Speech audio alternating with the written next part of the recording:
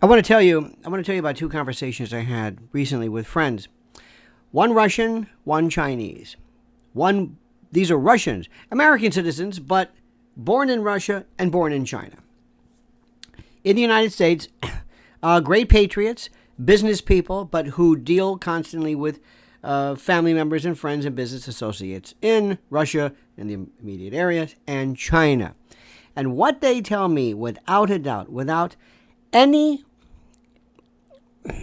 difference in direness, is how their friends and colleagues and family cannot believe what happened to the United States.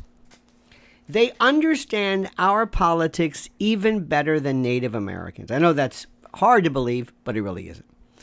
And what they keep saying repeatedly is, how did the United States ever fall to this imbecile, this idiot? Now think about what I'm saying. They recognize the fact that Kamala Harris is an idiot, even though they don't necessarily speak either English or the best English. They know it to be true. They also know that Joe Biden was double-crossed by Barry Obama and the Democrats and the inner core of this, because this is a palace coup. Say what you want. They recognize how Democrats were royally screwed by those who selected him, picked him, thought Biden was going to be their candidate, after Biden said repeatedly, "Oh no, I'm not going anywhere." After Kamala and others said he wasn't going anywhere. And then, and this is the part that I don't understand, but I have to say it, how the Democratic inner circles hid from delegates and from the rank and file the level of intellectual decline that Joe Biden was experiencing. Now, anybody who paid any attention to anything would have realized immediately that there was something gravely, gravely wrong with what was happening, and I understand that. But think about what we're talking about here. Think about this idea.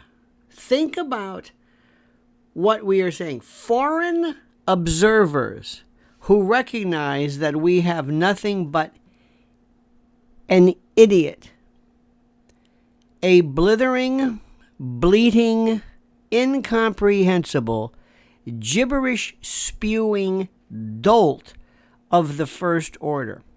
And not only that, how they can't believe how this country, which, and you can say whatever you want, maybe they didn't like America, maybe they didn't care, but they always kind of respected us. They always thought, these people are not to be messed with, especially since Trump. Trump holds an international respect people cannot comprehend, including the childish, mouth-breathing idiot that comprises today's Democratic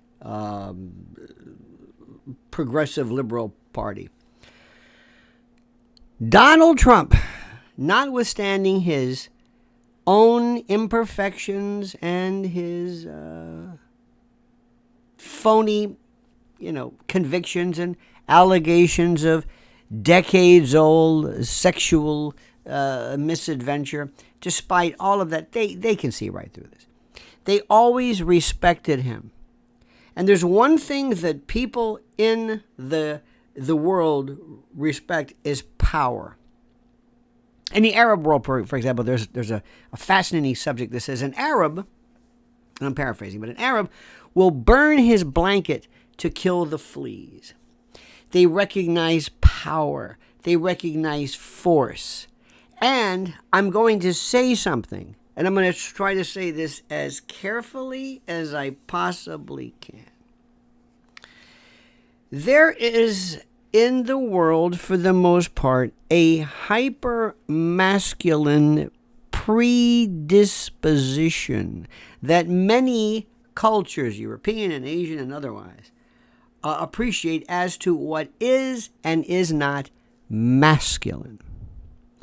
And sometimes there have been, and this is without a doubt, some cultures, and you hear this in the case of Iran and others, and whether this is true, rare, exaggerated, or commonplace, I could not tell you because I have not studied this. But you have heard the horrible things that happen sometimes to LGBT possessors. I don't know if this is pink washing, as they say, but what I'm saying is the overall theme is an appreciation of that which is masculine and a recognition of that which is feminine.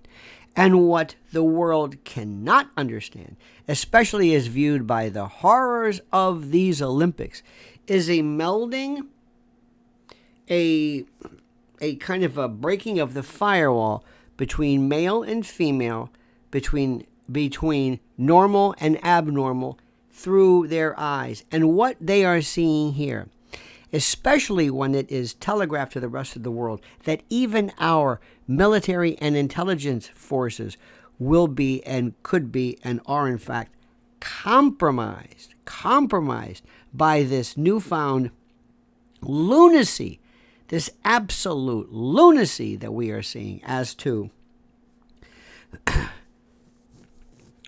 trans proliferation in the military, LGBT, non-binary, pronoun-crazed, gender mutants as far as they're concerned. All of this provides this concatenation, this incredible amalgam, if you will, of the rest of the world looking at us and scratching their heads and saying, who's this? And they are saying, I'll tell you who this is. This is not the America we used to respect. This is not the America we used to fear. This is not the America that used to really get our attention and garner our respect. This is an America that we're going to deal with much differently now. That, perhaps, is the greatest horror attendant to a Kamala Harris administration. And even if she loses, which I believe as of today she will, the very fact that this country even considered her as being theoretically possible will forever affect the world's image of us to the point of detriment and danger. Now, dear friend, I ask you to subscribe to this channel. You know the routine. Hit that little bell so you're notified of live streams and the like. Like this. Liking is the critical algorithm that puts us into the fast lane of collective cognition. And no, I don't know what that means either. But please, I entreat you, I beg you, I importune you to comment as you see fit.